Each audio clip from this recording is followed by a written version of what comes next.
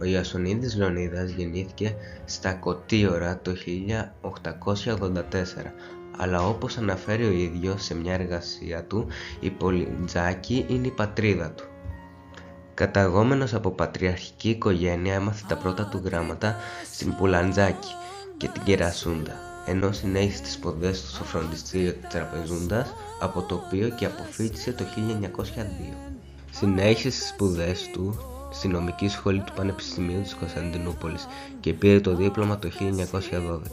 Κατόπιν πήγε στο Παρίσι, όπου το 1914 πήρε πτυχίο στις πολιτικές και κοινωνικές επιστήμες. Από νωρίς άρχισε να ασχολείται με τα κοινά. Από το 1905 συμμετέχει στην τετραμελή επί των σχολών εποπτεία. Κατά τη διάρκεια του Άλφου Παγκόσμιου Πολέμου, ο Ιασονίδης έφυγε από τη Γαλλία και διαμέσου της Ρουμανίας έφτασε στο Ρόστοβ της Ρωσίας για να εμψυχώσει τις ελληνικές κοινότητες του Καυκάσου. Εκεί ίδρυσε και την Ευξενοπόντιον Ένωση το 1917. Είναι επίσης από τους ιδρυτές της Κεντρικής Ένωσεως των Ποντίων 1918. Από το 1917 τόσο στην περιοχή του Καυκάσου όσο και της Κριμαίας κατέφθαναν οι Πόντιοι πρόσφυγες προκειμένου να σωθούν από τις σφαγές των Τούρκων, ενώ άλλοι χιλιάδες στο Βοτάμ ψηφίσματα Ποντίων από όλη τη Νότια Ρωσία για να διακηρύξουν την πίστη τους στην ανεξαρτησία του Πόντου. Το 1919 συμμετέχει στις εθνοσυλλεύσεις των Ποντίων του Βατούμ, τις οποίες εχρημάτισε και τελευταίος πρόεδρος με σκοπό την αποκατάσταση του Πόντου και τη δημιουργία ανεξάρτητης αυτόνομης δημοκρατίας. Το 1920 έρχεται στην Αθήνα συμμετάσχοντας στις προσπάθειες της κυβέρνησης του Βενιζέλου. Επισκέπτεται το Παρίσι και το Λονδίνο, αργότερα επικεφαλής Επιτροπής Εθνικής Άμυνας, και αγωνίζεται με κάθε τρόπο για την ανεξαρτησία του Πόντου.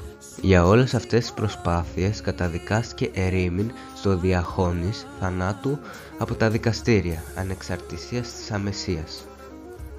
Επειδή οι Τούρκοι δεν μπορούσαν να τον συλλάβουν, έπιασαν τον 27χρονο αδερφό του και τον έκαψαν ζωντανό. Το Σεπτέμβριο του 1922 έρχεται πρόσφυγα στην Ελλάδα, όπου γίνεται θερμός προστάτης των προσφύγων που κατέφυγαν εδώ μετά την μικρασιατική καταστροφή και τη συνθήκη της Λοζάνης. Το 1927 υπήρξε ένας από τους ιδρυτές της Επιτροπής Ποντιακών Μελετών, η οποία σύμφωνα με το πρώτο του άρθρο καταστατικού της σκοπό είχε την περισυλλογή, μελέτη και τη δημοσίευση γλωσσικού, λαογραφικού και ιστορικού υλικού του Πόντου. Με την εγκατάστασή του στην Ελλάδα ασχολείται ενεργά με την πολιτική και από το 1923 εκλέγεται συνεχώς βουλευτής Θεσσαλονίκης. Εργάστηκε στο Υπουργείο Κοινωνικής Πρόνοιας, όπου για 32 ολόκληρα χρόνια στάθηκε στο πλευρό των προσφύγων, ενώ χρημάτισε και υπουργός πρόνοιας επί κυβερνήσεων φιλελεύθερων από το 1930 με 32. Το 1936 κατέφυγε στην Αγγλία αποστρεφόμενος στη διδακτορία που επιβλήθηκε στη χώρα μας, όπου ερευνώντας πολλές βιβλιοθήκες και μάλιστα του Πανεπιστημίου της Οξφόρδης, διαρκώς αρθογραφούσε σε διάφορες εφημερίδες για τα δίκαια της Ελλάδας, εμψυχώντας τους Έλληνες στον αγώνα τους εναντίον των δυνάμεων της γερμανικής κατοχής. Μετά το τέλος του πολέμου και την επιστροφή του στην Ελλάδα, πολιτεύθηκε και πάλι επενεκλέγει βουλευτής και τέλος διετέλεσε υπουργός Βόρειο Ελλάδος. Υπήρξε απλός και ταπεινός στη ζωή του, αμέλιπτος στις κρίσεις του και δίκαιος, τίμιος στον χαρακτήρα του και ευθύς, αλλά πάνω απ' όλα φλογερός πόντιος. Παρημιώδης αμήν η φράση του, ξενανθεί το ημίν ο Λάριξ, εάν επιλαθώμεθά σου, ο πατριός πόντια γη. Φίλων Τενίδης, αθεράπευτος νοσταλγός, κυμνοδός του Πόντου, θεατρικός συγγραφέας, δημοσιογράφος, γιατρός. Ήταν ιδρυτής του Σωματείου Παναγίας Σουμέλα και εμπνευστής της ιδέας για δημιουργία της νέας μονής Παναγίας Σουμέλα στην Καστανά Βερμίου. Γεννήθηκε το 1889 στην Τραπεζούντα. Πέρασε τα παιδικά του χρόνια στην Κρόμνη, γι' αυτό αναφέρεται συχνά σε αυτήν. Το 1906 αποφοίτησε αριστούχος και στο φροντιστήριο της Τραπεζούντας. Από τον ίδιο χρόνο έως το 1909 εργάστηκε ως λογιστής.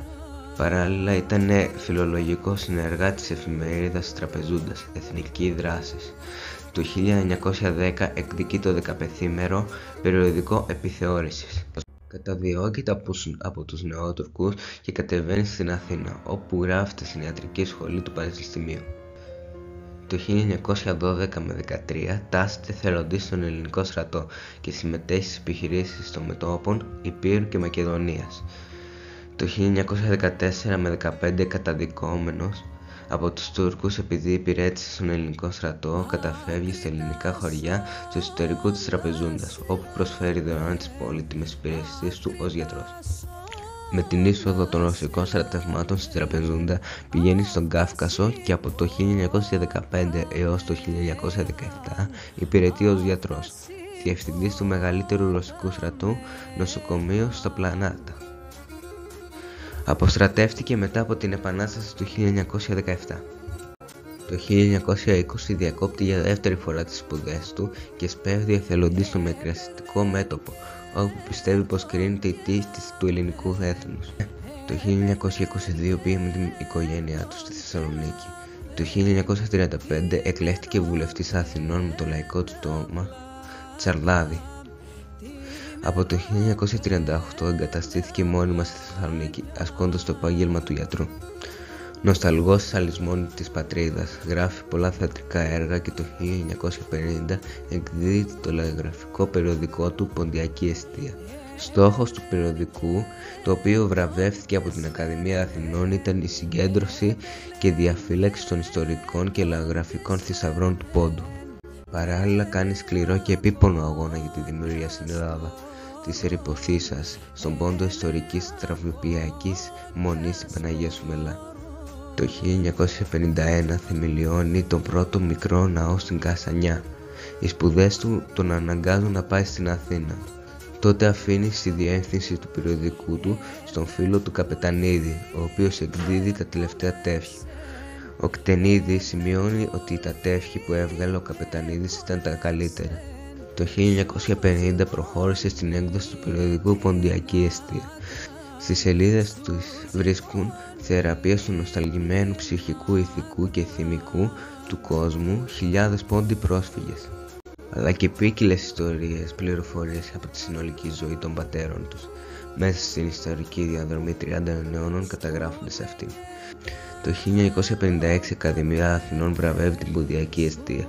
Το Νοέμβριο του 1950 σε μια διάλεξή του εμπιστεύεται, εξομολογείται την ορμή της ψυχής του. Το 1951 κατεθέτει το θεμέλιο λίθο και γίνεται κτήτορας της Μονής και κύριος ρυθμιστής και πρωτομάστορας των παραπέρα δομικών εξελίξεων. Μόνος βοηθός του ήταν η ακράδαντη πίστη του ότι οι πόντιοι θα σπεύσουν για να βοηθήσουν τη Λυκία. Όπως και έγινε. Έπειτα από δύο εκκλήσεις του, μέσα από τις στήλες του Ποντιακής Εστίας και δωρεές άρχισαν να συγκεντρώνονται. Το 1959 ο Κτενίδης με συνεργάτη τον Χρήστο Κουαλαζίδη, δημοσιογράφο, μέλος της διοίκησης Παναγία Σουμελά, πρότεινε τη σύγκληση Παποντιακού Συνεδρίου. Η πρόκταση του Κτενίδη δημοσιεύτηκε από την Ποντιακή Εστία και έτυχε ενθουσιώδης υποδοχή. Τα ποντιακά έντυπα άρχισαν να ασχολούνται με το θέμα αυτό. Οι αρθογράφοι επέμεναν συμμετοχή στο συνέδριο και των Ελληνοπόντιων του εξωτερικού. Έγιναν και πολύ αυστηρές κρίσεις. Η πρώτη επίσημη σύσκεψη για τη σύγκληση του συνεδρίου έγινε στις 16 Αυγούστου του 1959 στη Μονή της Παναγίας Σουμελά, στο Βέρμιο. Πήραν μέρος 35 εκπρόσωποι 28 ποντιακοί σωματείων. Ο Κτενίδης γράφει την Ποντιακή Εστία του Αυγούστου-Σεπτεμβρίου 1959. Χωρίς αυτή την προεργασία, πολλοί φοβούμεθαν ότι παμποδιακών συνεδρίων, του οποίου η σύγκληση αποτελείται εκδήλων ανάγκη του συντονισμού των εργαλείων των ενεργείων όλων, σωματείων και ανθρώπων που πιστεύουν στην σκοπιμότητα της καλλιέργειας και διαφύλαξης της ποντιακής ιδέας, θα μείνει ένα από τα πολλά όνειρα που πλάθουν οι ίδιοι, μόνον ονείρων. Ο Νίκος Καπετανίδης γεννήθηκε το 1889 στη Ριζούντα της Τραπεζούντας. και σπούδασε στο περίφημο φροντιστήριο της Τραπεζούντας, από το οποίο αποφοίτησε το 1905. Εργάστηκε στην Τραπεζούντα των αδελφών Φωστηρόπουλων, ενώ ταυτόχρονα ασχολήθηκε με τη δημοσιογραφία. Την περίοδο 1910 με 11 συνεργάστηκε με τον Φίλωνα Κτενίδη. Αργότερα για 6 χρόνια ανέλαβε τη διεύθυνση της Ποντιακής Εστίας λόγω αποχώρησης του Κτενίδη για σπουδές. Στη συνέχεια δημοσίευσε κείμενα του και στην εφημερίδα «Ο Φάρος της Ανατολής» και στην «Ηχό του Πόντου».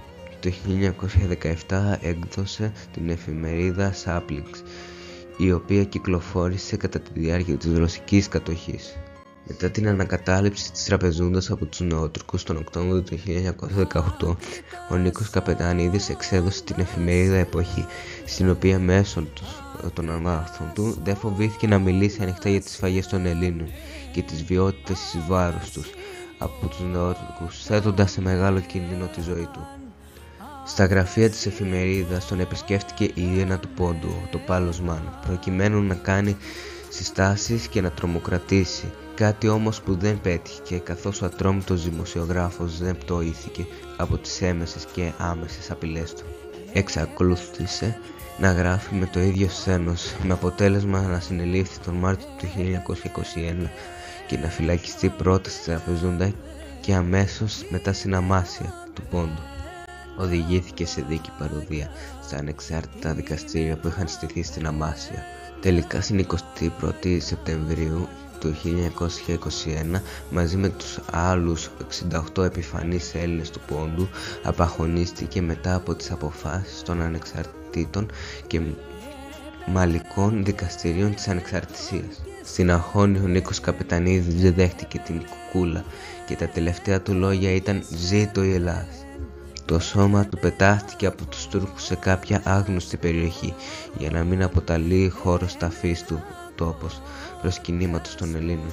Ο Νίκος Καπετανίδης ήταν μόλις 32 ετών και όμως πρόλαβε με την πένα του να λάβει το δικό του στίγμα του ποντιακού αγώνα. Ήταν ένα από τα πιο λαμπρά μυαλά και από τις σημαντικότερες προσωπικότητες του Πόντου.